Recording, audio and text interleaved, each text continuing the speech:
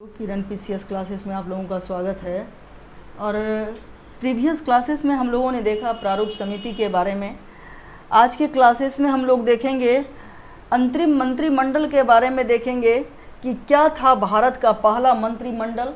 स्वतंत्र भारत से पहले जिस मंत्रिमंडल का निर्माण हुआ था उसमें कौन सा मंत्रालय किसके पास था, इस पर हम लोग चर्चा करेंगे। फिर देखेंगे कि सोर्सेस ऑफ इंडियन कॉन्स्टिट्यूशन, भारतीय संविधान का स्रोत क्या है, इसको हमने कहाँ से लिया है। तो चलिए हम लोग सबसे पहले देखते हैं अंतरिम सरकार का गठन के बारे में।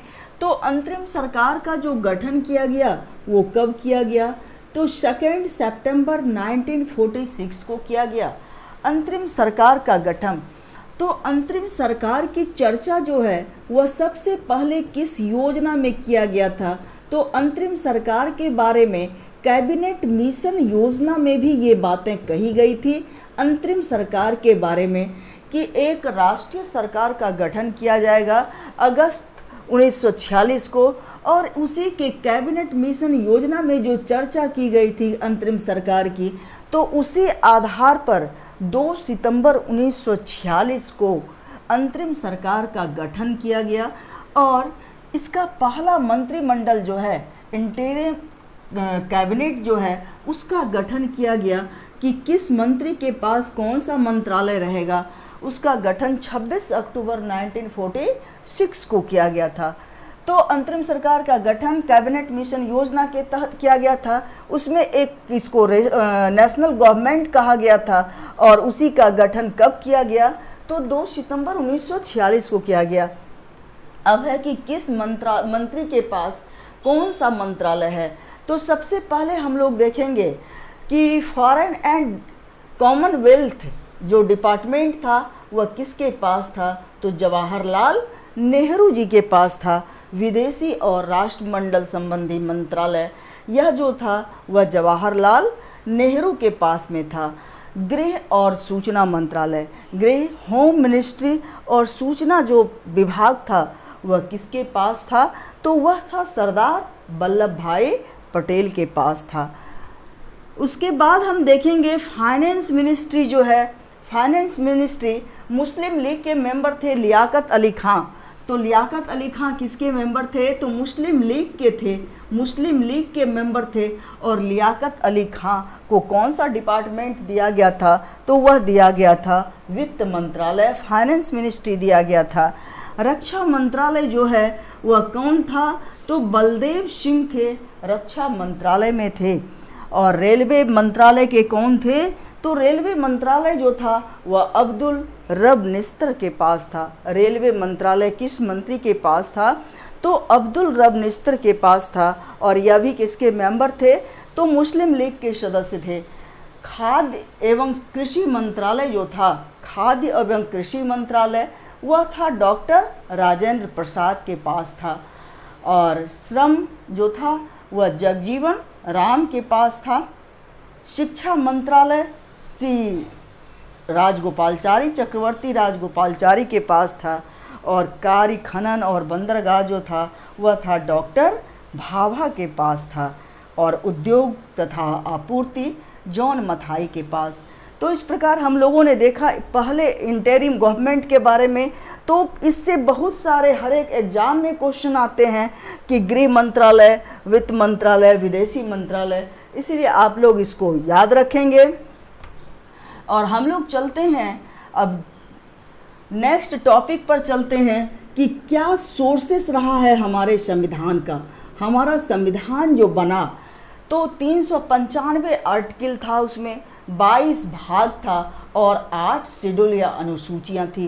तो ये तमाम जो बना, तो हमने इसको कहाँ कहाँ से लिया इस संविधान को, तो सबसे पहले तो हम लोग ये जानते हैं कि संविधान का जो मैक्सिमम पार्ट हमने लिया है वह लिया है भारत शासन अधिनियम 1935 से कम 395 आर्टिकल में 250 आर्टिकल जो है वह हमने किससे लिया है, तो 250 आर्टिकल जो है वह हमने लिया है 1935 के इंडियन गवर्नमेंट एक्ट से, भारत शासन अधिनियम के नियम से लिया है। कितने एक्ट को, तो 250 एक्ट को हमने लिया है।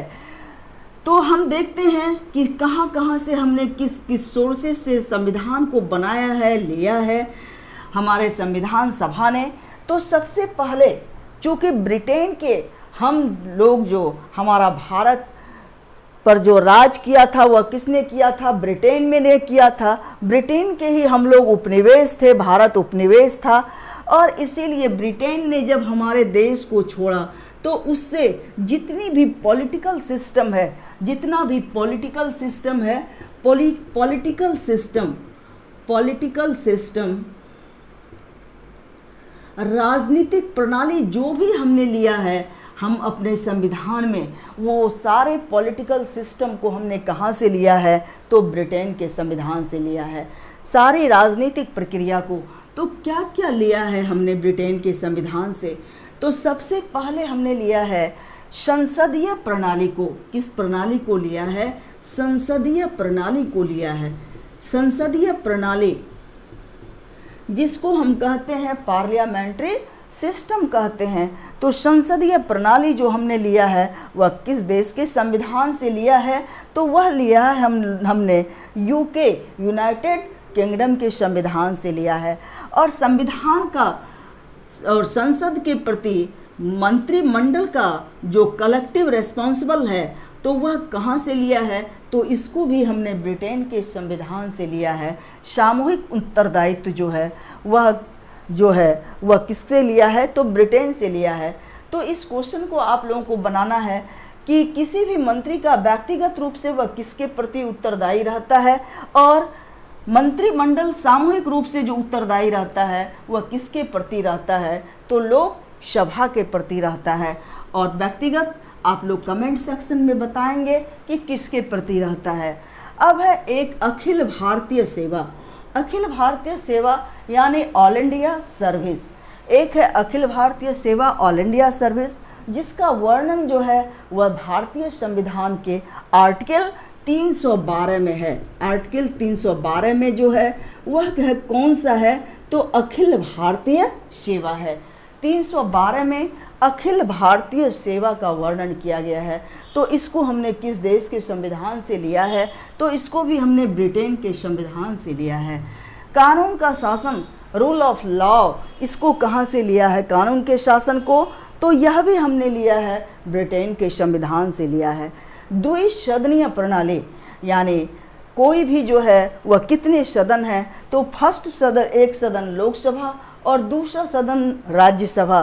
तो ये 2 सदनों वाले जो सिस्टम को लिया गया है वह हमने किस देश के संविधान से लिया है? तो ब्रिटेन के संविधान से लिया है। सिंगल सिटीजनशिप यानी एकल नागरिकता। एकल नागरिकता का मतलब क्या हुआ? तो एकल नागरिकता का मतलब है कि हम जो हैं वह सिर्फ केंद्र के द्वारा हैं, बल्कि राज्य के द्वारा नहीं।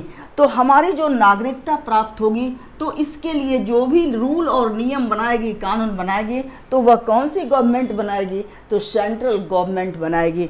तो इस चीज़ को हमने किस देश के संविधान से लिया है? तो इसको हमने ब्रिटेन के संविधान से लिया है। अब हम लोग देखते हैं कि संयुक्त राज्य अमेरिका से क्या क्या लिए हैं हम लोग।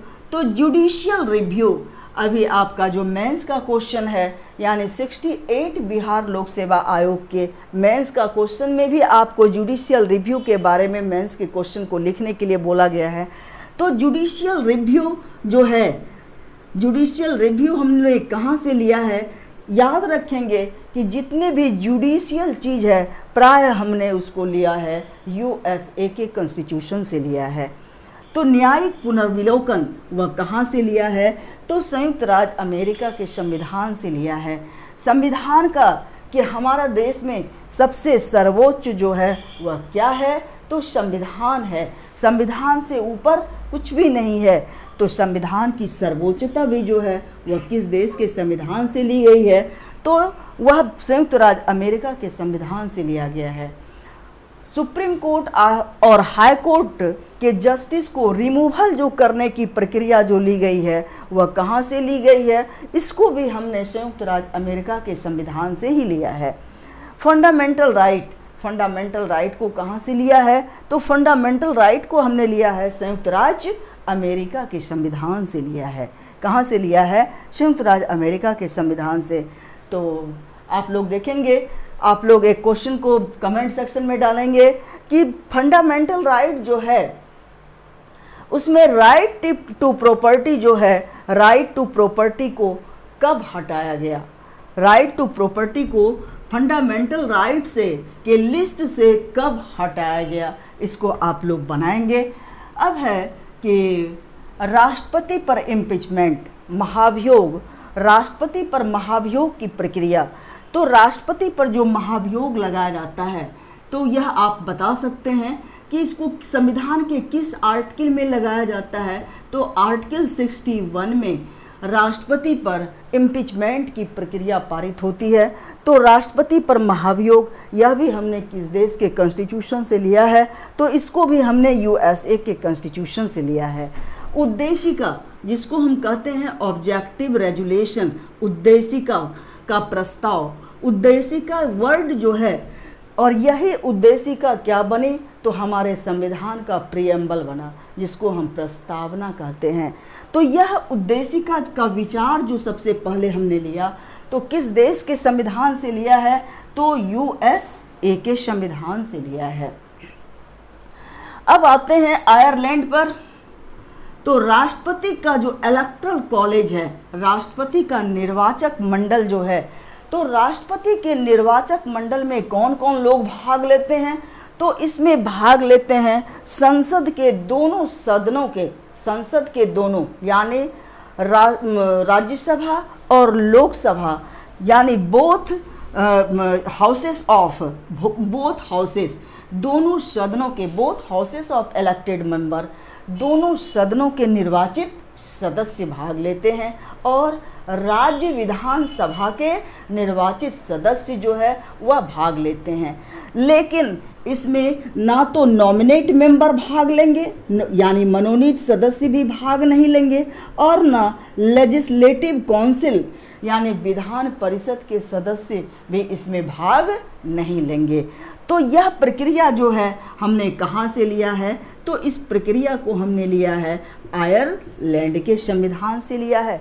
यानी राष्ट्रपति के निर्वाचक मंडल, इसको कहाँ से लिया है? तो आयरलैंड के कॉन्स्टिट्यूशन से लिया है।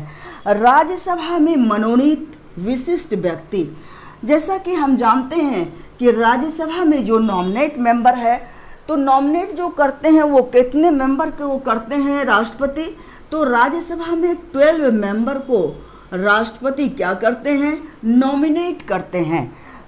और किसको करते हैं नॉमिनेट? तो इसको जो आर्ट में, किसमें? कला में, उसके बाद साहित्य में, कला में, साहित्य में, उसके बाद कला, साहित्य, विज्ञान में, और समाज सेवा में, समाज सेवा में जिसको विशिष्ट नॉलेज हो, जिसको विशिष्ट नॉलेज हो या विशिष्ट उपलब्धि हासिल की हो, उसी को राज्यसभा में नॉमिनेट करते हैं राष्ट्रपति। कितने व्यक्ति को? 12 व्यक्ति को नॉमिनेट करते हैं।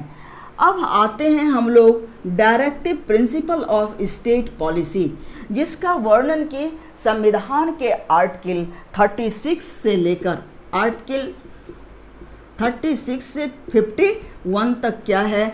तो राज्य के नीति निर्देशक तत्व, DPSP, directive principle of state policy. तो directive principle of state policy को हमने किस देश के कॉन्स्टिट्यूशन से लिया है? तो इसको हमने लिया है आयरलैंड के संविधान से लिया है। अब है अब हम लोग चलते हैं कनाडा के संविधान में, चलते हैं कि कनाडा से हमने क्या लिया है। तो कनाडा से हमने लिया है फेडरल सिस्टम को लिया है। कनाडा से किस सिस्टम को लिया है? फेडरल सिस्टम को लिया है। संघात्मक व्यवस्था को या संघीय फेडरल पावर को हमने लिया है कनाडा के संविधान से। तो कनाडा इस संघात्मक व्यवस्था के अंतर्गत हमारे देश की व्यवस्था जो है वह किस प्रकार चलाई जाती है? तो इस व्यवस्था के अंतर्गत हमारी सरकार जो है वह 2 भागों में विभाजित होती है, केंद्र और राज्य में। यानी केंद्र के लिए शासन व्यवस्था और राज्य के लिए शासन व्यवस्था। यानी कि संघात्मक में केंद्र और राज्यों के बीच क्या होता है, शक्तियों का विभाजन होता है।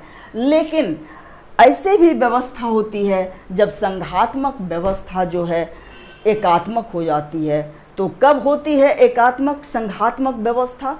तो संघात्मक व्यवस्था एकात्मक तब होती है जब हमारे देश में आर्टिकल 352, आर्टिकल 360 जिस समय की आपातकाल लागू रहता है, उस समय देश का संपूर्ण शासन जो है वह किसके पास आ जाता है? तो वह शासन जो है वह केंद्र के पास आ जाता है। और यह संघात्मक व्यवस्था जो है वह किस व्यवस्था में कन्वर्ट होती है? तो वह व्यवस्था एकात्मक व्यवस्था में कन्वर्ट हो जाती है। तो इसको हम कहते हैं संघात्मक सिस्टम कहते हैं। अब है केंद्र द्वारा राज्यपालों की नियुक्ति। तो केंद्र के द्वारा किसकी नियुक्ति होती है? तो केंद्र के द्वारा हम लोग देखते हैं कि पार्ट 6 और आर्टिकल पार्ट 6 में स्टेट की चर्चा है और उसमें आर्टिकल 153 में राज्यपालों के बारे में चर्चा की गई है। तो राज्यपाल का जो अपॉइंटमेंट है वह किसके द्वारा होता है? केंद्र सरकार के द्वारा, केंद्र सरकार और राष्ट्रपति के द्वारा। इसीलिए राज्यपाल का कार्यकाल जो होता है वह किसकी प्रशंसा पर निर्धारित होता है? तो राज्यपाल के प्रशंसा पर होता है निर्भर। तो केंद्र द्वारा राज्यपालों की नियुक्ति होती है। अब है रिज्यूडरी पावर। रिज्यूडरी पावर किस आर्टिकल में है? तो रिज्यूडरी पावर आर्टिकल 248 में है। रिज्यूडरी पावर किसको कहते हैं? तो रिज्यूडरी 3 तरह के लिस्ट होते हैं। एक को कहते हैं यूनियन लिस्ट, एक को कहते हैं स्टेट लिस्ट और एक को कहते हैं कंकरेंट लिस्ट। तो ऐसा कोई भी सब्जेक्ट जो इन तीनों लिस्ट में ना हो, ऐसा सब्जेक्ट जो इस तीनों लिस्ट में ना हो, उसको हम कौन सी कहेंगे? उसको हम अवशिष्ट शक्ति कहेंगे। और यह शक्ति किसके पास रहता है? तो यह शक्ति जो रहता है वह सेंट्रल गवर्नमेंट के पास रहता है। इसको हम रिज्यूडरी पावर कहेंगे। रिज्यूडरी पावर, इस पावर के तहत ही हमारे जो सुरक्षा सलाहकार जो है अटल बिहारी वाजपेयी जी ने इस पावर का यूज़ करते हुए ही राष्ट्रीय सुरक्षा सलाहकार को अपॉइंट किया था फर्स्ट। अब आते हैं हम लोग फ्रांस पर। तो फ्रांस से क्या लिया गया है? फ्रांस से रिपब्लिक व्यवस्था को लिया गया है, यानी गणतंत्रात्मक। किस शासन को लिया गया है? गणतंत्रात्मक व्यवस्था जो लिया गया है, गणतंत्रात्मक व्यवस्था जो ली गई है वह किस देश के संविधान से ली गई है? गणतंत्रात्मक व्यवस्था। तो गणतंत्रात्मक व्यवस्था को हमने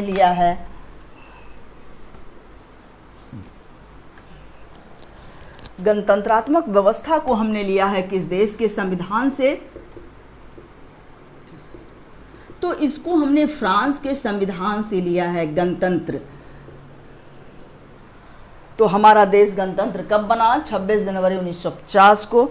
तो अब आते हैं हम लोग कि समवर्ती सूची कहाँ से लिया है? समवर्ती सूची यानी कंकरेंट लिस्ट। समवर्ती सूची किसको कहेंगे हम? समवर्ती सूची ऐसे लिस्ट को कहेंगे जिस पर कानून और विधि बनाने का अधिकार केंद्र और राज्य दोनों सरकार का होता है। लेकिन अगर उस सब्जेक्ट में किसी भी प्रकार का डिस्प्यूट हो, किसी भी प्रकार का विवाद हो, तो केंद्र का कानून ही मान्य होगा। उसे हम कौन सी सूची कहते हैं? तो इसको हम समवर्ती सूची कहते हैं।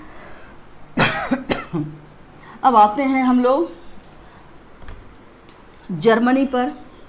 तो जर्मनी से क्या लिया गया है? तो जर्मनी से हम आपातकाल को लिए हैं। इमरजेंसी जो है, आपातकाल जो है वह कहाँ से लिए हैं? तो जर्मनी का जो वाइमर कॉन्स्टिट्यूशन है उसको हमने कहाँ से लिया है आपातकाल को? तो जर्मनी के कॉन्स्टिट्यूशन से लिया है। किसके कॉन्स्टिट्यूशन से? तो जर्मनी के कितने प्रकार के आपातकाल होते हैं आप लोगों को पता होगा।